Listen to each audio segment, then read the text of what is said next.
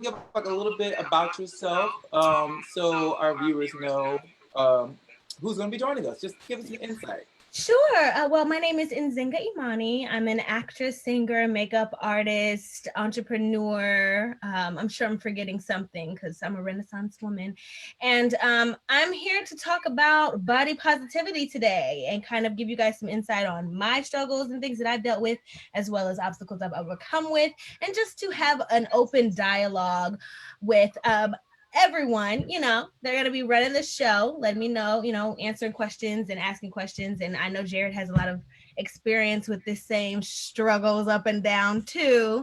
So, Ah, so yeah, ciao, we're just ciao, going to give ciao. y'all the tea today.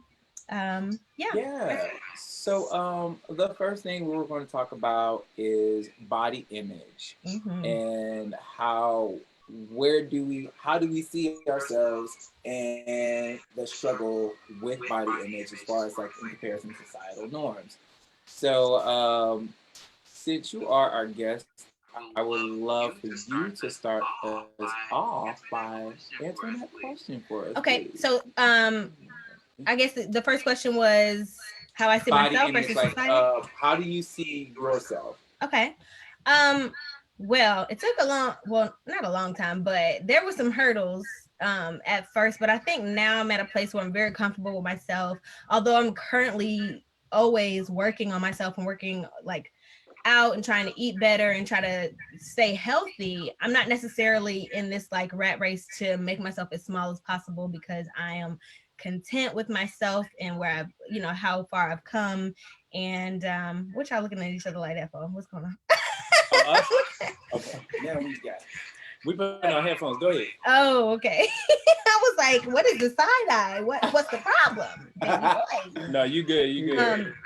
But yeah, just trying to be my best self is the only thing that I'm focused on instead of trying to just be my smallest self. And, I know those society norms is, society pushing you to want to be small and, all that stuff is still out there. But I think because I found a community that supports me in my journey and where I'm at now, instead of trying to beat me up for where I am and, make me feel bad about where I am, I have a community that supports me and still tells me that I'm beautiful and Mm-hmm. gives all the compliments. We support each other, and I think that helped a lot with the journey.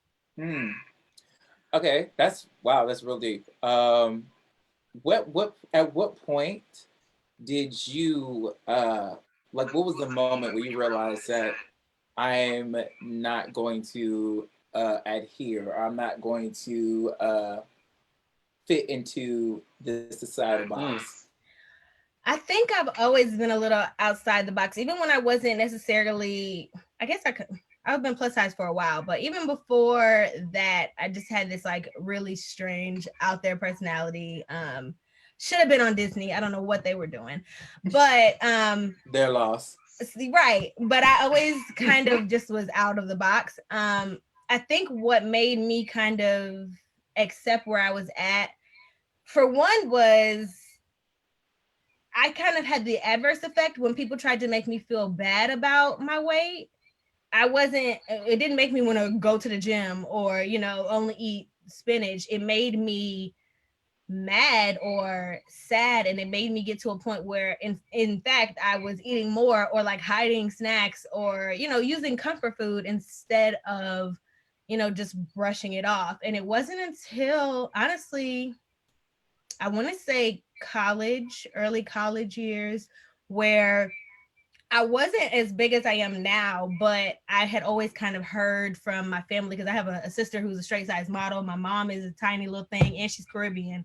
So she gave me all the headache when it came to my body That's weight and being plus real. size. So I always kind of heard it and it was always like nagging me. But at the same time, just like growing into my body and growing into my maturity and, learning how to dress for my body type and things of that nature made me be able to ignore those people and just know, okay, well, I'm doing what's best for me, or I'm loving myself where I'm at. I'm going to continue to work on me. Mm. And I can't say that there was like a specific thing that made that happen, but I definitely can say having that community helped me completely break away and not feel bad or feel. And even now, when people do come at me about my weight, it doesn't affect me the way it did before. Even though I may not have reacted before, but it always kind of stuck with me. Now I can just like take it and throw it away and be like, that's your loss, baby boy or baby girl, because I'm good. I don't know if that answers the question. Yeah, that's good. No, because I almost want to go into a segue into trauma, but before we do that, yeah, I feel like I want to bring you into the conversation as well. Okay. So, Mr. Brody, What's up? what is your journey? Because I know a little bit about your journey, but I don't know if everybody knows. Okay. So, where do you find your way into this conversation in terms of where you've been, where you are now, and some rough patches in between? Okay. So, pretty much, I would say probably starting around age 9 or 10, I found myself getting a bit into the ski. Yeah, I just ate. I was going through some things as a child. I want to say that for another podcast, but I was going through some things, and I just found myself food being my comfort, where I would find myself eating a bag of cookies or like damn near a whole pizza by myself. Just kind of fill a void that food really was not never initially going to fill. But you can't, as a child, you don't really understand that. So I got to a point where I was literally, my doctor told me I was literally gaining like 25 to 30 pounds every year. So when I started gaining weight, I was like maybe, let's see, I said 10 or 11. I was like maybe 150. By the time I really started to make a change, I was 20 and I was 306 pounds. And the doctor told me I was predisposed to diabetes. There was a lot of things that you just kind of, when you've been so numb for a while, you don't realize what you're doing to yourself. And I was in denial about a lot of it. I told myself that, I may be like 220, 225, because my family, we all some full-size people, and we wear weight really well. So I just didn't think I was as big as I was. But, I found myself being a lot out of breath and out of shape. And I found myself not, like, I felt like I was in prison in my body once that doctor exposed that to me. And I had to make a change. Like, I just personally felt like, I wasn't happy where I was. So I started working out. For the first 6 months of me working out, I cut out sugars. I cut out bread.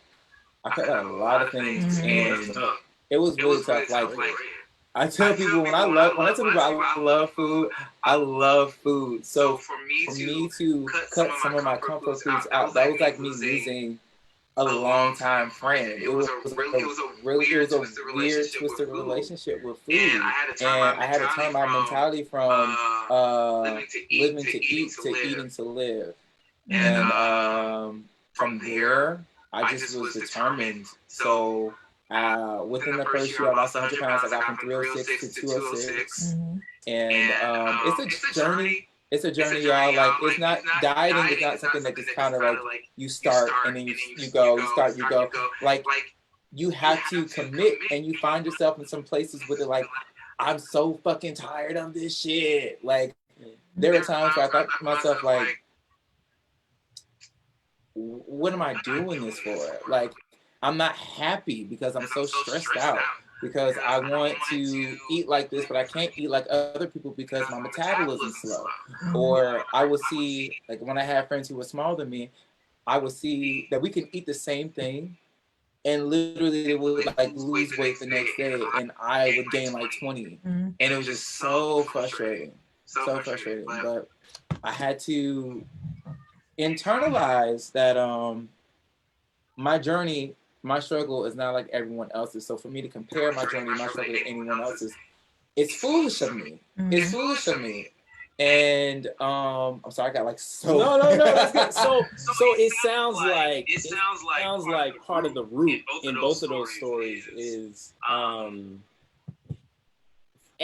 a level of happiness is what I hear, and also some sort or a large part of self-acceptance as well, right? No matter what that is, whether it's self-acceptance of where you are or where you want to get to, Yes. or where you come from. You know, it's just like self-accepting what that journey looks like, and that journey doesn't look like everybody else's. Yes, but I think a big thing that people have to realize is if you're not happy with yourself, like you said, self-acceptance, but like how important it is if you're not happy with yourself, the weight you don't realize until you get to whatever goals you set for yourself that weight was never the issue at all. Mm-hmm. It was never the issue at all. At least for me, I can't speak for everyone else in their journey, but for me, weight was never the issue at all. Because when I got to my smallest, I got down eventually to 176, and I still found, if anything, I found myself riddled with even more insecurities because now I have people staring at me. So it's like I had to uphold this look, or I was paranoid looking at myself. Like body dysmorphia, oh my God, that shit is so fucking real. Define it. What was it? So body dysmorphia, that is, if some of you don't know, that is when what you see is not what everyone else sees. Like, people may say, oh my God, you look so great, you look so small, but you may still see your big self, or you may still see yourself as what you used to look like, or what you didn't like about yourself in the past. Mm-hmm. So even now to this day, like there's moments where I have bouts of body dysmorphia where I'm like, oh, I don't like how these clothes are lying on my body, or like I can be like, oh my God, I probably shouldn't have eaten that because I can feel like my stomach's getting bigger. And I would say it's a struggle, but there's things to combat that. So, question, Nzinga, mm-hmm. how would you say you internalize that? Like, right, when that notion comes up of, does this look good on me, right? Because anybody can look at the journey that you've had, and you can tell that when you wear something, you know you look good in it. Mm. So it's like, what is that mentality? Is it that as soon as you put something on, you know it's right? Or is there still some of that, you know, is there any bit of that struggle in there as well? Well, along with everything that I put on and take a picture in, there are things that I put on and take off immediately because I know like that this is not for me, or that this, you know, I'm not really comfortable in certain things. So, I mean, there's still room to go. I don't put on anything and just be like, shoot, I'm just going to go out like this because I look bomb. There's definitely steps that I take so that I wouldn't say that I cover up, but that I feel comfortable in whatever I'm wearing, so that I'm not constantly trying to make sure that it's covering up my fat roll, or making sure that too much of my boobs is out or something like that. I like to wear clothes that is comfortable, and that I don't have to consistently like adjust to cover up whatever I would say insecurities may be, because although I am confident, we all have those insecurities about different parts of our body. Whether you're fat, skinny, it doesn't matter. That's real. So yeah, I mean, I would say that being confident helps with a lot of things that I wear, because I know that there's things that people wouldn't necessarily think that a fat girl could wear, like having a crop top on right now is like, people may be like, oh, she's really gonna go out the house like that. But I'm like, yeah, I am. But yeah. I may not go out but for me, I may not go out in booty shorts because that's just part of my insecurities. Although I will be out here in a bathing suit and have no problem. So, although things don't necessarily make sense to everyone else, we all have our own. Well, I wear the booty shorts for you, girl, because listen, summertime, these legs is gonna be out. I don't know why, but I can't really do booty shorts for real. I don't know why. And even when I was small, I just didn't really like shorts, except for when my mom used to dress me, but I never really chose shorts for myself. I don't know. Shorts were something I didn't like either growing up. It wasn't until I got a little bit later on in life where I was like, okay, I'm okay with it. But there was a time with shorts I was just like, I do not feel cute at all in shorts. Mm-hmm. So now I wanna take this back though, right? So okay. and then I'm gonna bring myself into this conversation as well. Okay. So taking it back, I can think back to when I was in elementary school. And in elementary school, I was born and raised in the hood, so I was in Baltimore City, right? And in Baltimore City schools, you are either the bully or you're being bullied. So what's wrong with you? I found my side on both. right? So I had a little bit of both. So I started off as the bully, actually, when I had one school, and then I switched schools and ended up being bullied, right? And sometimes, if not a lot of times, that had to deal with weight, right? So when I was a bully, for some reason, I don't know. And I mean, I've talked to some other people who have struggled with this as well, right? Reflecting on their own childhood where they once was a bully. I wouldn't be able to exactly tell you why. I think a bit of it is survival, right? It's like, if I can tear somebody down because of whatever, then I might have that much extra chance of survival in this environment, right? And then when I switched schools, I started gaining weight, right? I was known as a chubby kid, right? Okay. And karma is definitely a thing, right? Child. And karma ain't it. Come bite you in the ass real quick. Right. But it's like, I know that I, to this day in my adult years, still have a bit of trauma when it comes to self-judgment, right? And when it comes to telling myself the same narrative that I heard when I was bullied in my childhood years. So that's the question I want to pose. It's like, what traumas do we still carry from childhood, right? Because there has to be an element of scars and that sort of judgment mentality that we feel like when we're kids that we still carry, and we replay our own narrative. Oh yeah. I definitely, well, it was different for me in school. I was never really on either side. I was always a social butterfly. So I wasn't like at the top of the food chain, but I was well liked and well known by a lot of different groups. And that was pretty much my entire school career, including college, except for one semester that I left. I was like in high achieving, what's it called? Magnet schools for most of my life, but my mom took me out and put me in Lithonia for one semester in order to make it a little easier, because I was riding the bus for like 2 hours in the morning, 2 hours at night. She wanted me to be able to be a part of like school activities and stuff. So she took me out of Chambly and put me into Lithonia for one semester and quickly took me out. The kids at Lithonia hated me. And I to this day don't really know why. And it wasn't everybody, but it was everyone who was in the high achieving classes with me. I don't know exactly what the trauma was or what I represented that they hated, but I know for one, it had a lot to do with me not wearing name brands, because in Chambly, nobody really cared. But when I got changed over to Lithonia, it was like, oh, what kind of shoes are those? What kind of, and it's crazy because it was like people who fundamentally had less money than the people I was originally going to school with, but they were so caught up on how I dressed or how my hair was or what kind of jewelry I had on, and they made that whole existence like very miserable. I had to go to I had to hang out with like the kids that weren't in the high achieving program just to have some friends. So in classes, it was like nobody talked to me, and I don't really know what it was.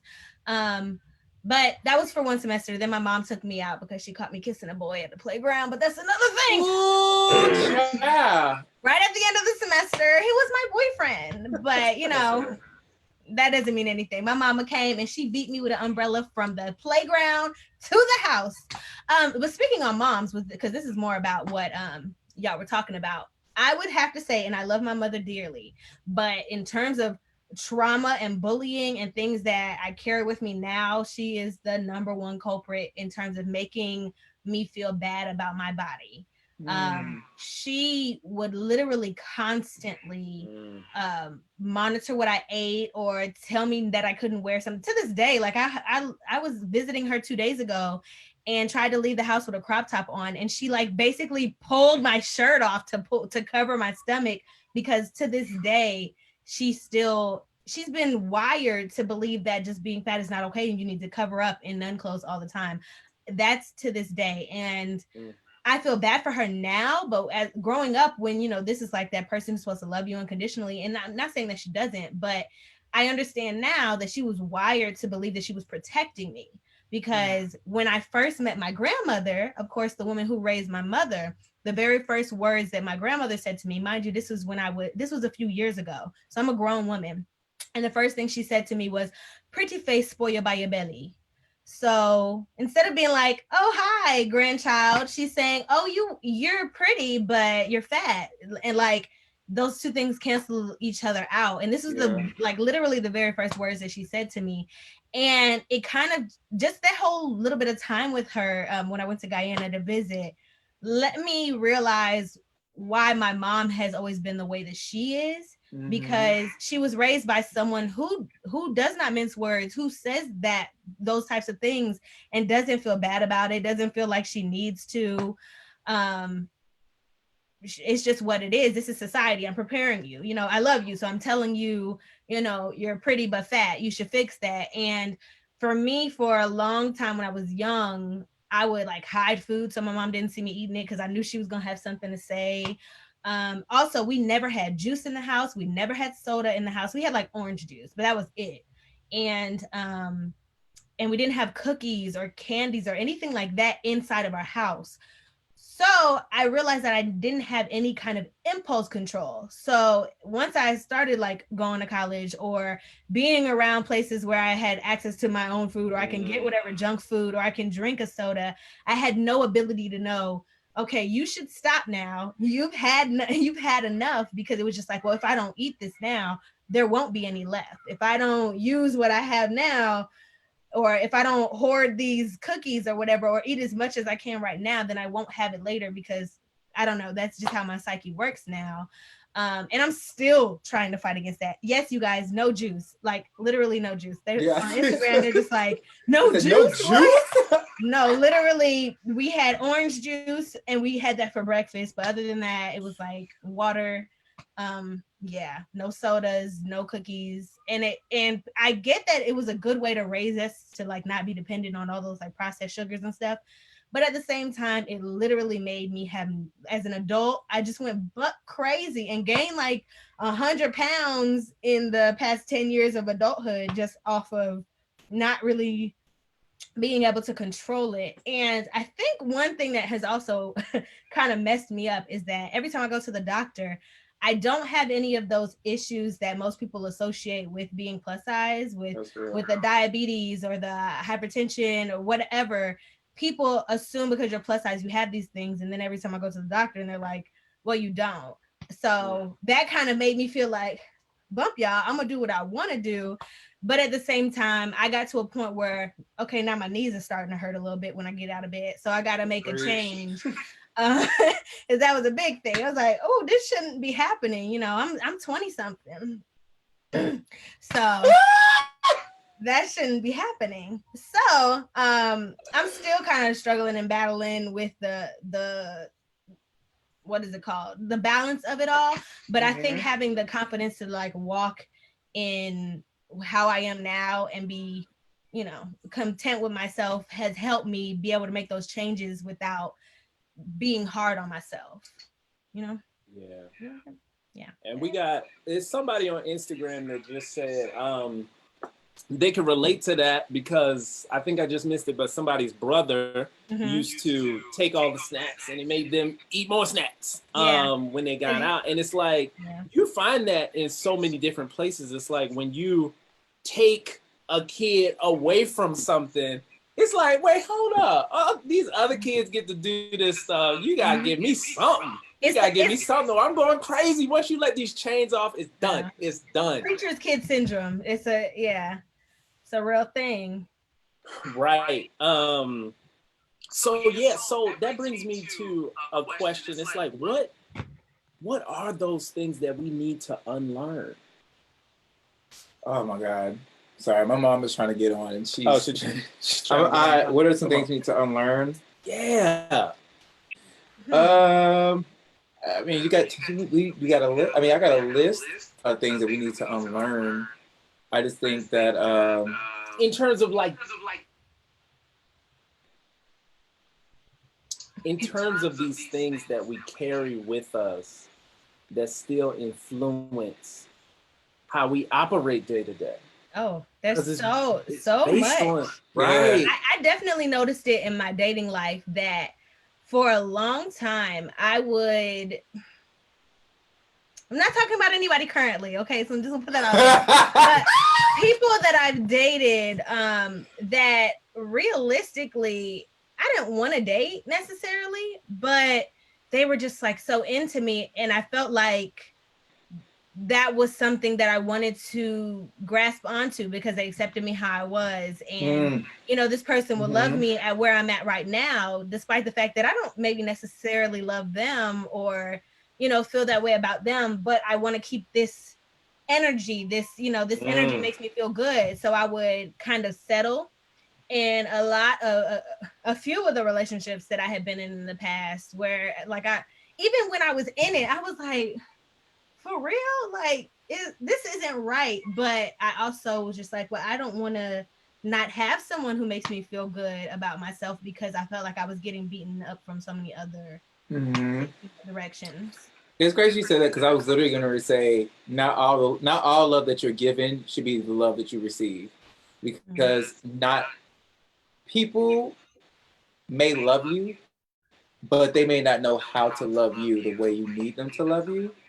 And that's deep. Yeah. And I just think that like, for me, I think I wish I was a little bit when I was a little bit like in my 20s. I wish I was a bit more cognizant of how to look for love that was right for me. Not even necessarily from a dating aspect, just even from family. Because you brought up your grandmother being from Guyana, and Caribbean grandparents are tough. My grandfather was from Nassau, so same thing. Love you, love you, love you, love you. But they do remind you of your weight, and they remind you that like it's kind of one of those things like I love you, but you're kind of situation. And I don't say that this is my grandfather because I love my grandfather. God rest his soul. Like that was my favorite people, one of my favorite people in the world. But yeah, I think that I wish myself being the fuller size that I was back then would know how to choose which love was worth investing in and which love that I was receiving was truly investing in me. Instead of them loving the idea of me, they actually were loving me. Because I feel that same way, Nzinga. Like sometimes you feel like you put up with some people because it's like, well, if like not too many people would like to be with me, so I should be thankful, or I should really work for this because they really want it. And one thing I will say, in my 30s or even in your 20s, I think that you find yourself, you learn how to start loving yourself and learning about who is like what you need, and not only just feel it, but know how to express it verbally. I think I didn't know how to really express what I needed and how to go about getting that until really just kind of discovering myself. Yeah. IK Afrique said the butt factor. I'm African and I got a lot of that. I know y'all know what that means. That you're pretty, but pretty, but I love you, but you're great, but conditional. Yes, that conditional. That's what they call it. Very conditional. So I know you said you asked this earlier. So how do we get on the topic about bullies? You asking were we talking about bullies? Or are we talking about negative influence or trauma? Question. Trauma. A question, no. Have y'all ever been a bully? No. I worked really hard I was like the anti-bully. Like if I saw somebody getting bullied, oh, well, I guess I kind of was a bully because I would bully that bully. Does that count? Because I got to fighting with the bully. He was choking the guy out, and it was a small guy. And I grabbed him by the hair and like punched him in the face to have him let the guy go. And so he let him go and turned on me. But I knew people liked me, and I was in the middle of the hallway at school. So I was just kind of like, what? You're not going to do anything. Yeah. And, he kind of got punked out, and he tried to go to my boyfriend at the time and be like, you gonna get your girl? And my boyfriend was just like, oh no, you don't want this smoke. And it was dead after that. But honestly, the person who was getting bullied didn't want to talk to me anymore because I think I kind of punked him out by helping him. But he was gonna die. So I don't know. He was getting legit. I'm not a fighter, but I had to step in. He was getting choked out and nobody was doing anything. Oh God. So, but your intentions are good though. So that's it didn't really work, but I mean he's alive, so it worked that way. That's right. But yeah. I can say I've been on both sides, but I would say being bullied turned me into a bully. Whereas when I don't really bother anyone growing up, but because I was big, I was a target. I was a short, fat kid. So like they always try to come for me. So when you find in any type of situation, whenever a creature is put in a predicament that is unfavorable to them, they learn how to evolve and adapt. So what I would do was adapt. And so when anyone would throw zingers at me, I made sure I had something ready. Like before I walk into a classroom and I see someone who might look like they're gonna try to punk me out, I had a list. I had a list in my head.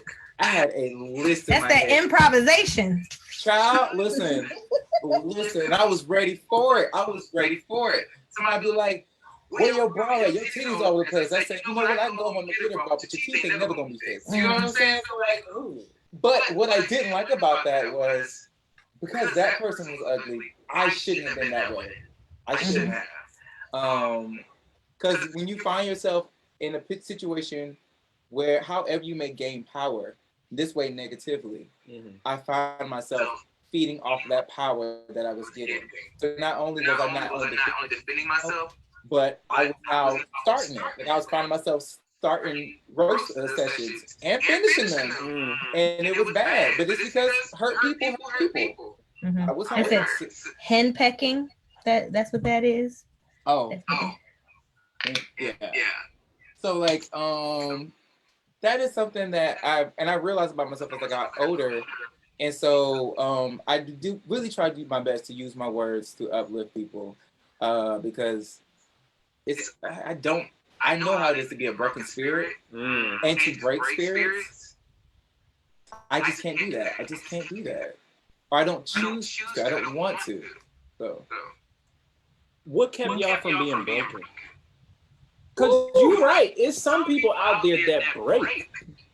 I get a lot of DMs. I get a lot of emails and messages from older women as well as younger women who say, I wish I had the confidence that you have. I'm scared to wear, whatever, or, I cover up, or I don't know, but where they go through all these different things that make them feel like they're not worthy and they want some advice. But realistically, I don't think it's any advice someone can give you other than accept where you're at and, just strive for what you want. But realistically, I don't know what I'm supposed to say in those instances because there's not something I can really help them with. Like me sending you clothes is not going to make you feel better about yourself.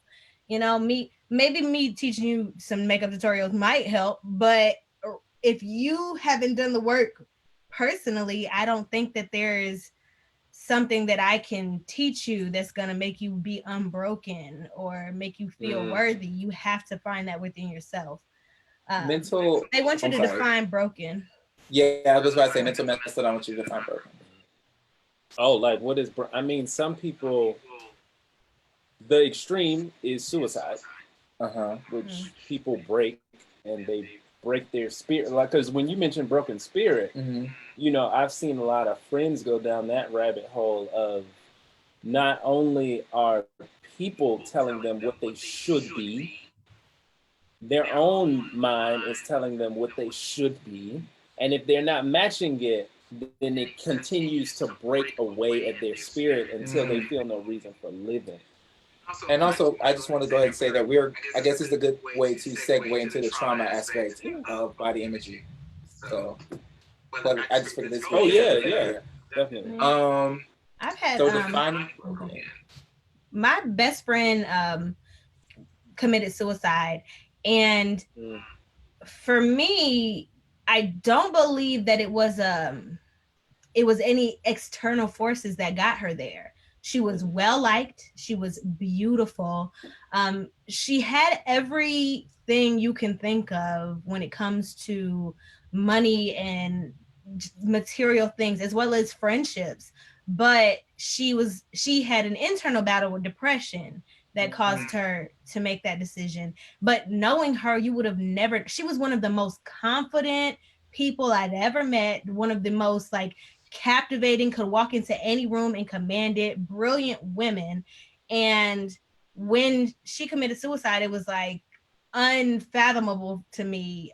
For a long time, I didn't believe it. It wasn't. They found her suicide note years later, also, so that was a factor. But for a while, I was like, "There's no way," because you think when somebody has it all and they're the perfect weight and they're the perfect. I mean, they just seem like they're living their best life. But I feel like there's so many other battles that aren't anything that we can even see. It's not because I was her. I mean, best friend. They would say that we were sisters. We practically lived together, and I had no idea she was dealing with this and battling with this. So I feel like that is more depression, but I guess it varies. I don't know, but in my things like weight or body conflicts that can lead to depression, which can definitely. I mean, those are severe. Those are severe extremes or levels. I would say that someone could be broken or determine that someone's broken. I think that she said the ultimate would be someone taking their life. Yeah.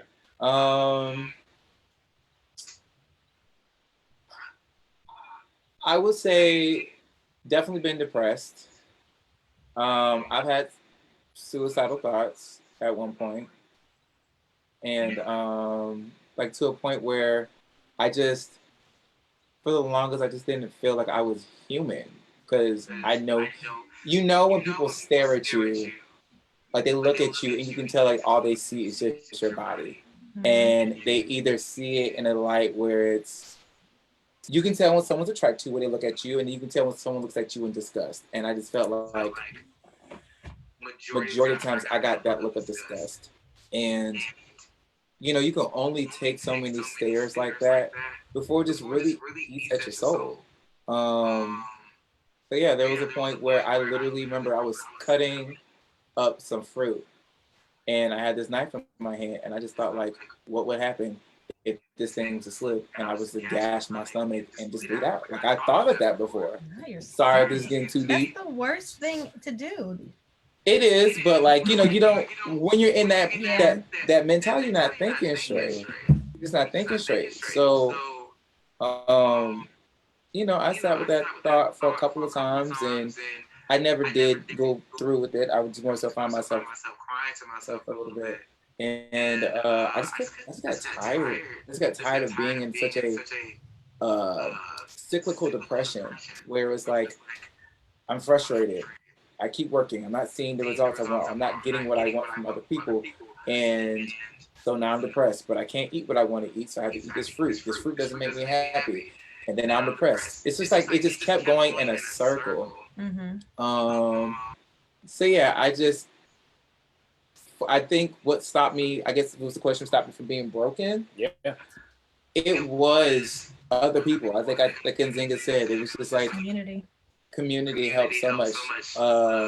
My sister had my nephew, and when I was going through my weight loss, he was like maybe 1 or 2, and it's so crazy. Like the bond that I made with my nephew, the love, just the way he looked up to me. Whenever I was in a room, his face would just light up. So the fact that my mom started working out with me, and she also dealt with weight as well. And like I was getting people saying like, you're doing a great job. I know it's not easy. Just keep at it. And I got to a point where I got so in the zone that I didn't realize that I went from a size 3XL shirt to right now rocking a small. Come on, bro. Right. But but again though, it's still that just because my weight journey might have been something a little that I had a little bit more control over, I still had to work on this journey. Yeah. I still had to get that right.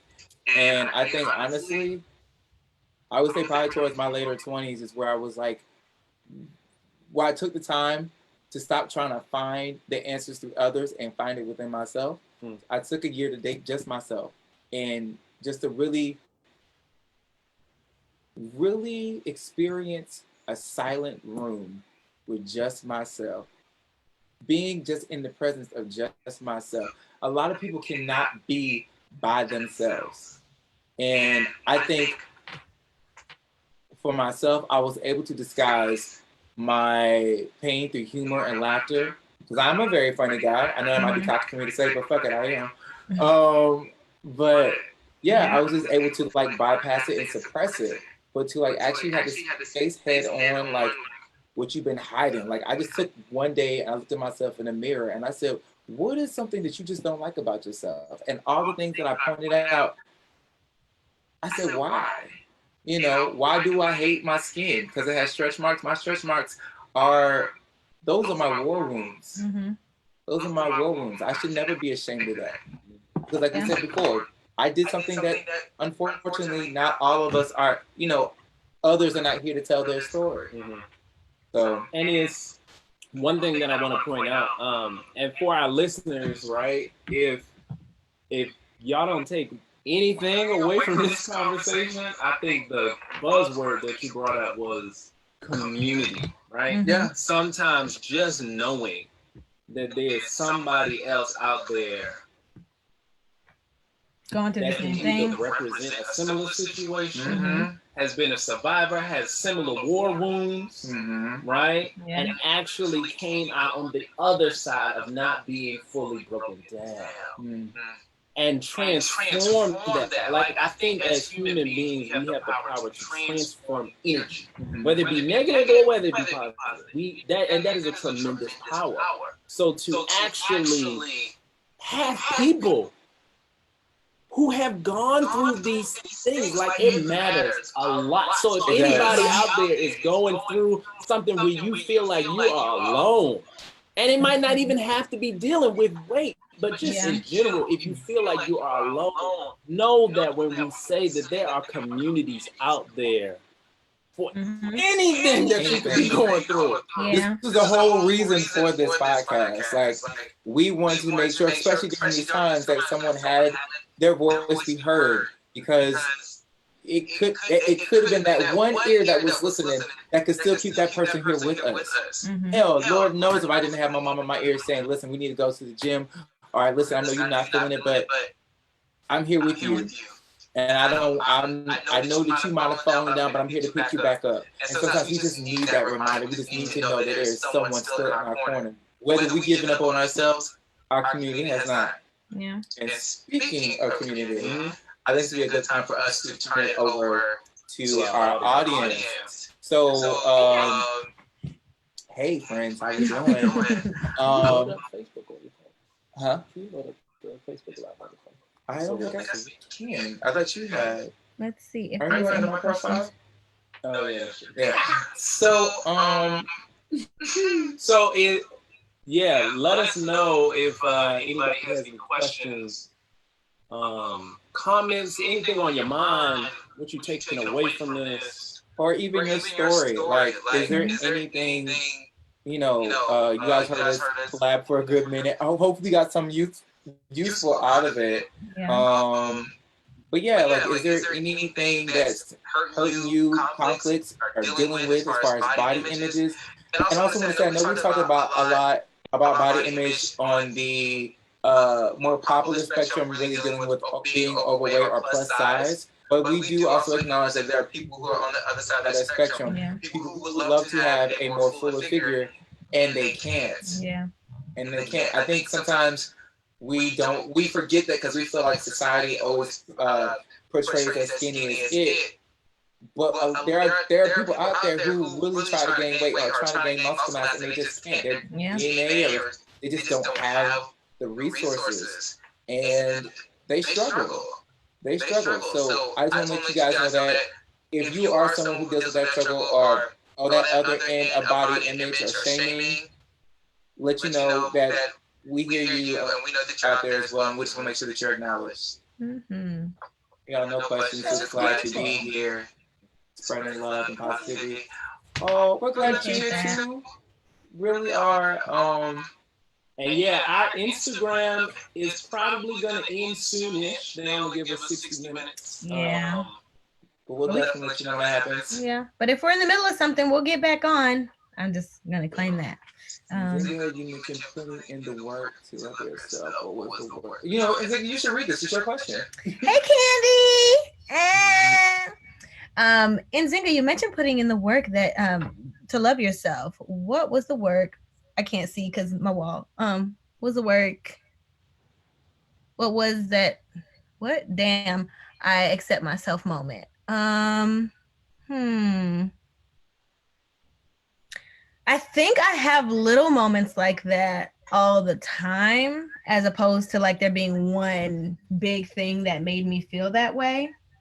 Um, hmm. I mean, because I'm still working on a lot of it. I think I had a little bit of a arrested development type of situation for a while after high school, where I was just like going up and down with my weight and in these like toxic relationships. And, you know, because being plus size wasn't the only like trauma that I had from my childhood. And, you know, trying to work through a lot of those things that I'm still working through had affected my self-esteem probably even more so than my weight. And I think just like every day finding things that I like to wear, doing things that I enjoy. Like if I'm in a theater and a musical, I'm not thinking about nothing else. Nothing can make me sad, legitimately. And yeah, I know you know that feeling. It's like when you're working busy and being productive, it's much easier to be like, you know, I'm the ish. Oh, it ended. Should we go live again on Facebook? Yeah, we can go right back in. Hold up. Yeah. Hello? We're going back. We're going live again. Hold on. Should we go live again on Instagram? Yes. Okay. We're gonna go live again on Instagram, y'all. Hey, Facebook. I don't know what y'all questions are. So what's up? What's good? What's popping? It'll let you do it again on open canvas. Yeah, we're going to go live again. Okay. Never too. I don't know what y'all saying on Facebook, but never too far. All right, Nzinga, you could join that live, the new live. Oh, where is it? We just popped back up. You have to click a button that accepts her. Only time race. One bit of yesterday. Hey friends, sorry, we just we're back. Of course, you know, Instagram Live was only for an hour, but we felt this was such a good conversation that we kind of want to keep it going a little bit longer. So if you're there, oh, there she is. Hey girl, hey. That was an ugly laugh, but oh well. That was terrifying. Let me mute something. I did it. Yay! We're back in it. Sorry, Candy.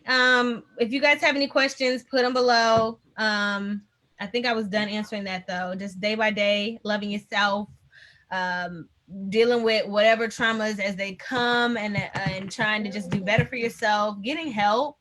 I think as Black people, we don't talk enough about like seeking professional help. So I think that is something that we should all kind of look into, because, you know, it's not a white people thing. I know some people think that, but it's not. I know for even my mom kind of feels like seeking professional help is not a thing that we do, but it should be. So do what's best for you and find help in whatever way you need it. Are there questions on Facebook? We about to check right now. We didn't see your question, dear. You didn't answer my question, darling. I don't see it anymore. We started over, so you have to write it again. I apologize. Question from Jeremiah. What going? Last live. Oh, I have a question. Do you believe in long distance relationships? Oh, that's totally off topic. Okay. I don't know if it's something for me to believe in. I am a very physical person. So for me, no, but I do believe that it can work for other people. I'm just not one of those people. Hey. And that's how you answer that. Um, um, Nzinga, I had a question for you. I'm sorry, I got briefly sidetracked. Um, so with you and body positivity, we share and discuss a lot about our journeys. Is there anything that you do on on a daily basis to make sure that your mental health is better? Like, is there ways that you remedy it on a weekly, daily, monthly basis to kind of maintain this kind of body positivity or healthy mentality? I would say I normally take, even before quarantine, I will quarantine myself at least like once every 2 weeks or something like that, where I'm just isolating myself and doing something that I like, whether that be painting or writing or putting on makeup, something where someone else can't walk in and talk to me, something else where I don't feel the urge to entertain someone else, because I feel like as an Aquarius and as an actress, singer, whatever, I oftentimes feel like I have to fill up space or fill up quiet. As I've shown on this live, it's like quiet waiting makes me uneasy, but there's certain days that I take away where I am just quiet into myself, and I think that that helps me a lot. It helps me refocus, helps me calm down, sitting, waking up to some tea or taking some tea before I go to bed. All of these things are like physical things that I do to kind of keep my peace.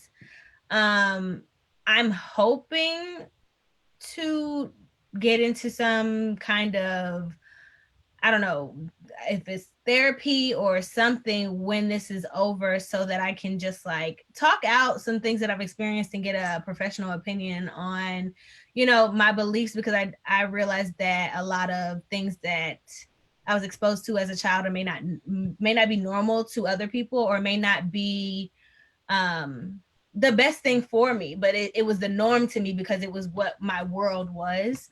So just trying to like separate those things into categories and figure out what is normal and what is good for me and what is harmful to me, things that I may not necessarily have thought they were harmful to me, but realizing over time, oh, it's not normal for you to down yourself like that, or say these things about yourself, or do this as a reaction to insecurity or something like that. So all of those things, I want to just work through. And yeah, I think I answered 2 questions, but no, I love that. What I it's crazy you brought up talking about downing yourself, because I think for me that's such a good defense mechanism. So it's like I've always like say or make a crack about myself before anyone can say it. That's like my way of coping. I guess with my body issues, with others.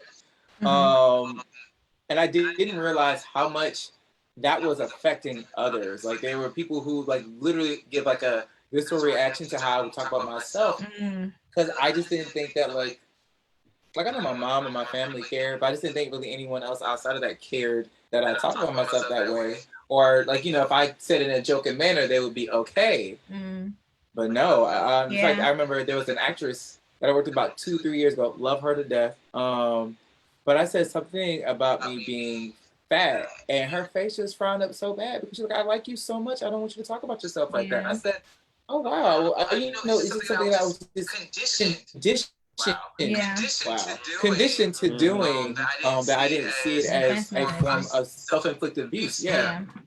It's like, I'll do it before you can. Yeah. But it's funny that you bring up specifically the word fat, because for me, I'm not offended by that word, but I realize that when I use it, other people can feel uneasy or other people can feel awkward about it.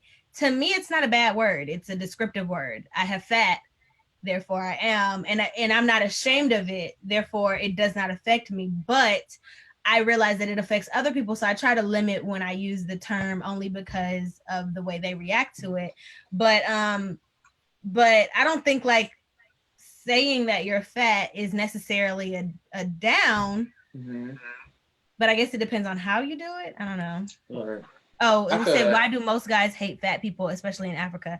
That's a lie from the depths of hell. And I want you to cast that out right now in the name of Jesus.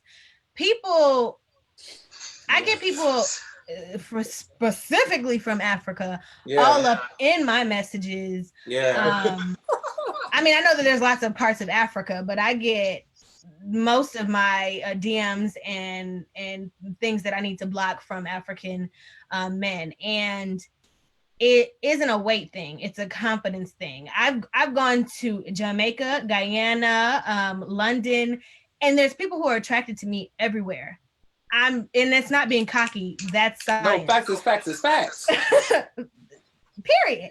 So I don't believe that whatever the weight is has anything to do with. Some of my favorite couples are the woman is plus size and the man could pick up a building if he wanted to.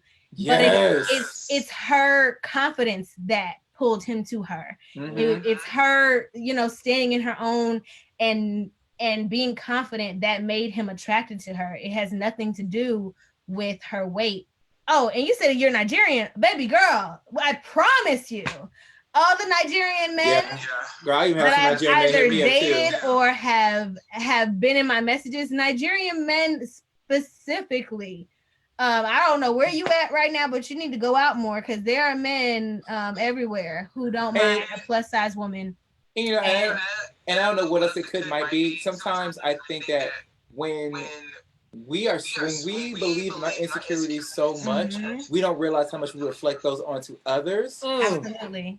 And I'm not saying that could be your case because I don't know you, but like I think that's something we have to take into consideration. Because if we keep saying that we're this, we're ugly, we're fat, and we say it in such a derogatory way, and we exude that, how do we expect anyone else to find us attractive? Yeah. If we can't find beauty in ourselves, ain't nobody gonna find beauty in you.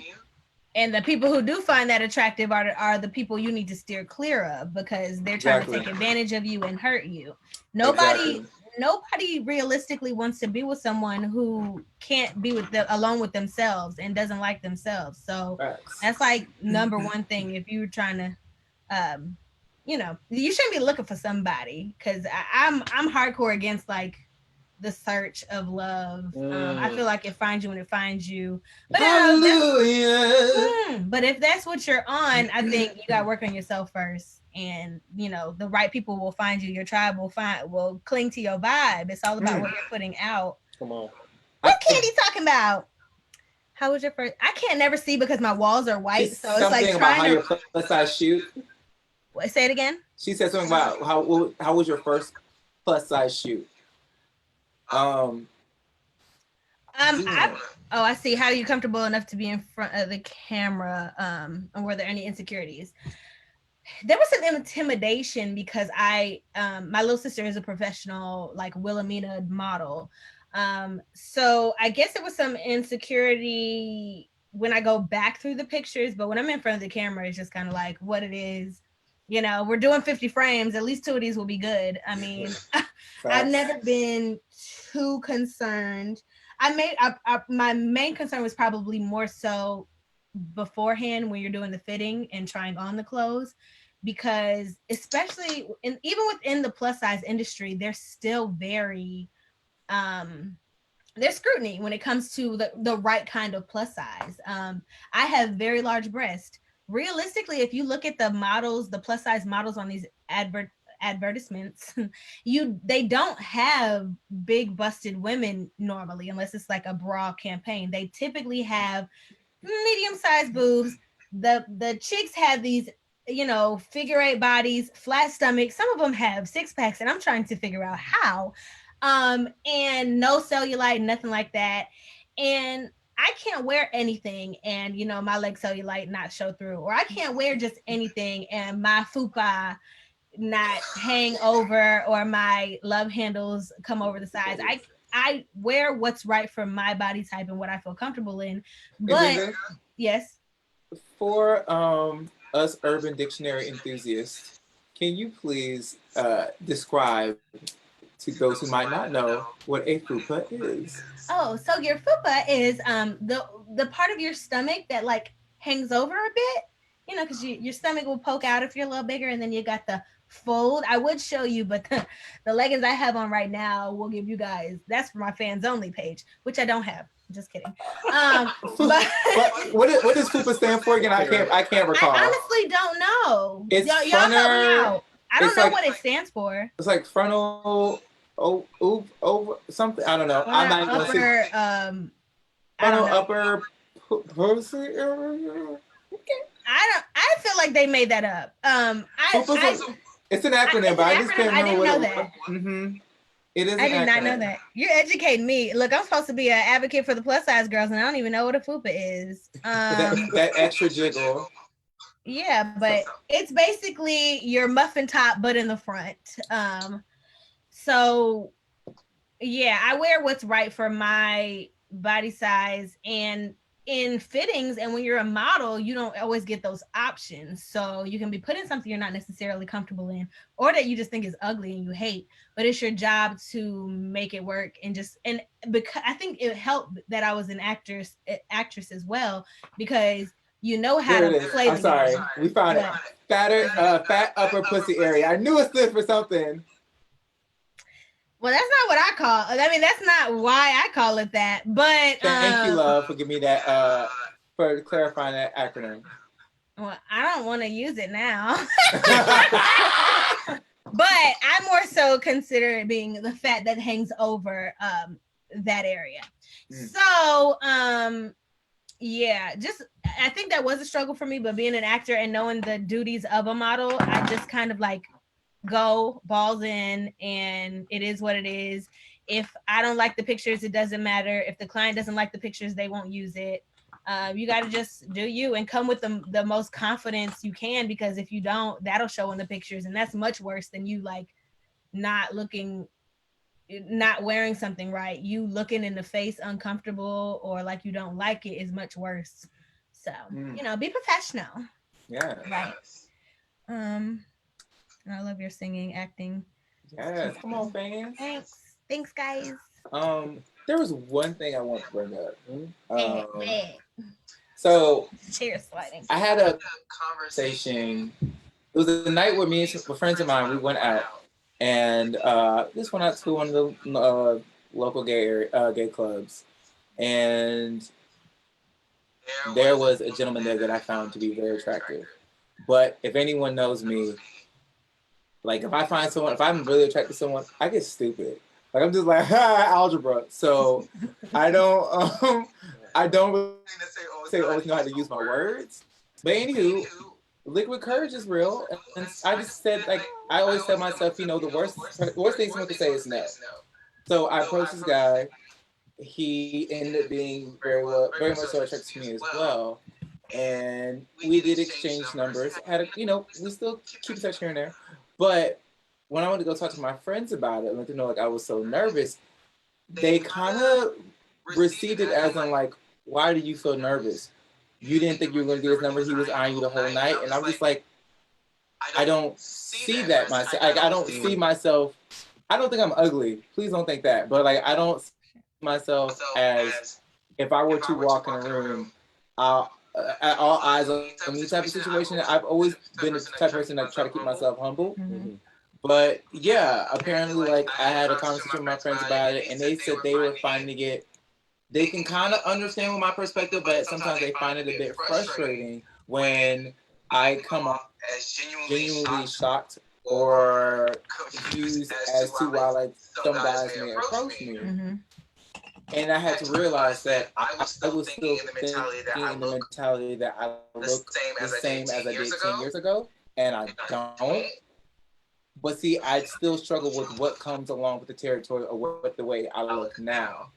And for so long, I found myself, by the time I was big, when I was 36 pounds, I was comfortable being the fat boy. Like, I was funny, I was lovable, I was a teddy. Yeah. I was here for it. I knew what my role was. But now that I'm not the size that I am anymore, the transition from fat boy to the shape that I am now, y'all, I don't know this life. And so, like, it's I would say that was one of the hardest realizations for me to realize that this brand, or not brand, this group that I affiliated myself with for so long that was home for me is no longer my new residency. Mm-hmm. And I think a lot of people go through that, right? Because it comes down to we don't pay a lot of attention to the parts of ourselves that we love, right? Especially when it comes to our physical form. And I had a friend who told me one of the most powerful things that he has ever done was stare at himself in the mirror. It is so powerful. Because it's like you start to realize things that you ain't seen before. B, it's so powerful. Hopefully what comes from that is an appreciation of what you have, right? For sure. Because it's like we do ourselves a disservice by trying to approach somebody that we find attractive if we don't even know what that person could find attractive. True. If we don't know that, then we fight an uphill battle. So it's like we have to be comfortable with ourselves and literally staring in front of the mirror. Well, see, I've done that, and I don't see myself like in what they want with me. It's just kind of like I think what someone said it earlier about like my mind has to catch up with my body, whereas I just not fully.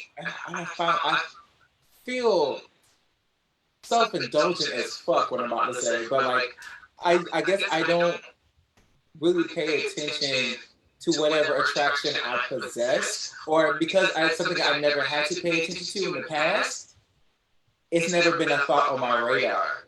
So, but we must, right? I guess we have to. In a way, I mean, because it's like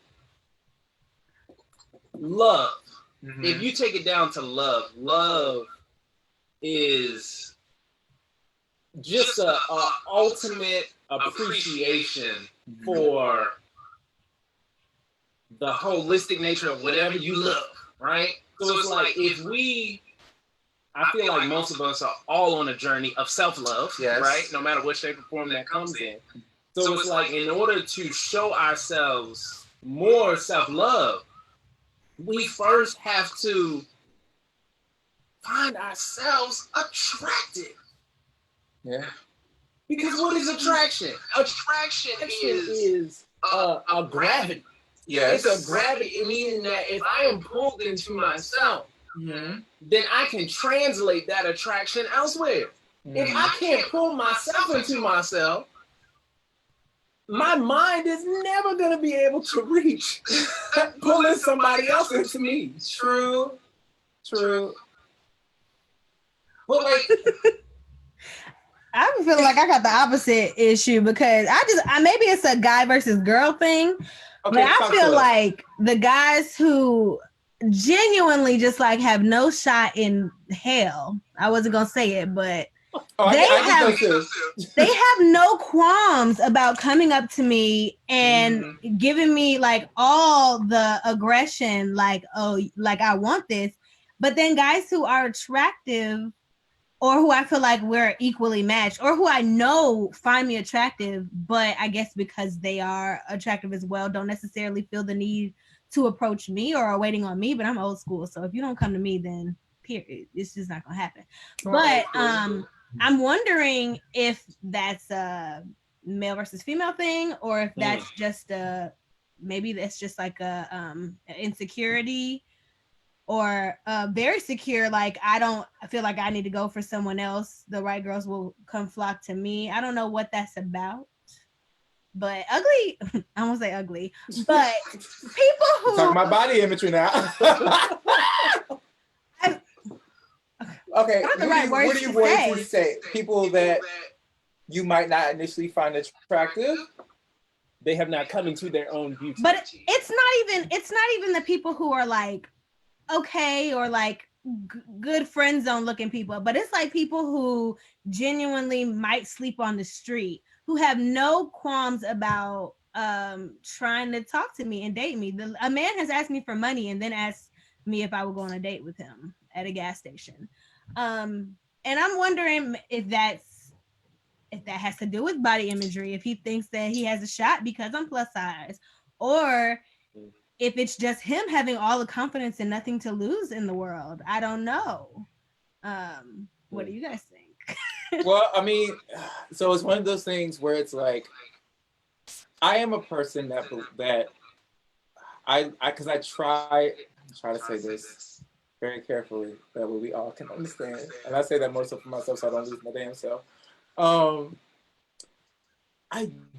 In a sense, I do think that no one is out of reach for anybody else. Okay. I do feel like people have the potential to talk to whomever and possibly date whomever.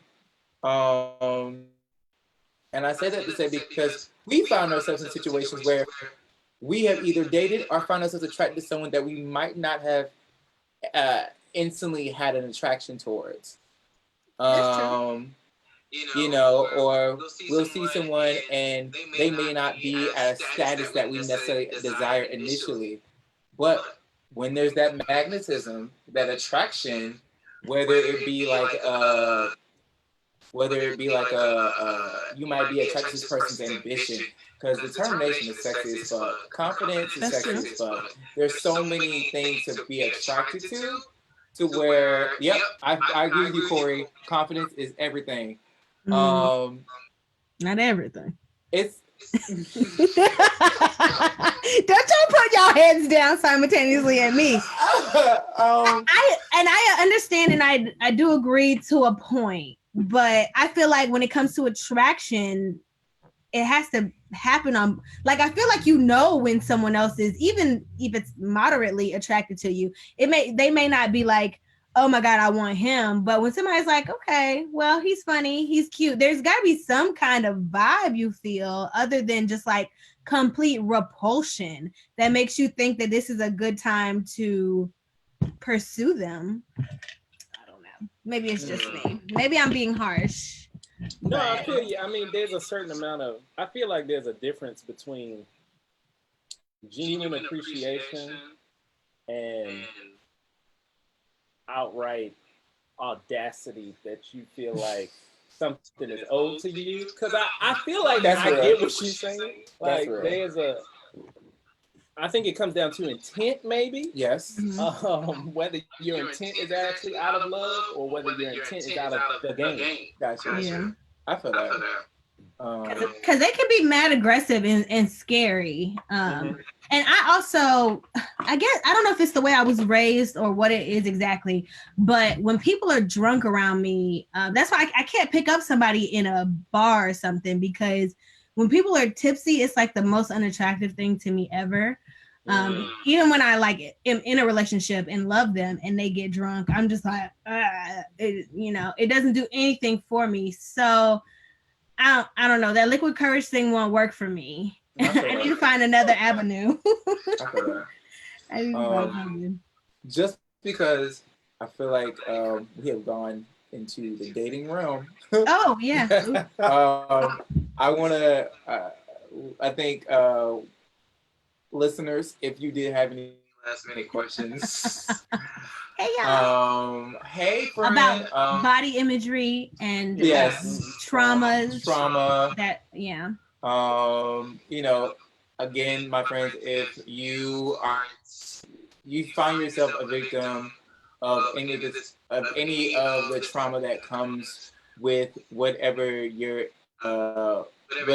your body portrays to you, please make sure you seek help. Try to see if you can go out to your community, see if you can seek help from therapy. If there is a religious group that you feel that you practice, that you feel comfortable discussing your issues with, talk to them. If you have the means for therapy,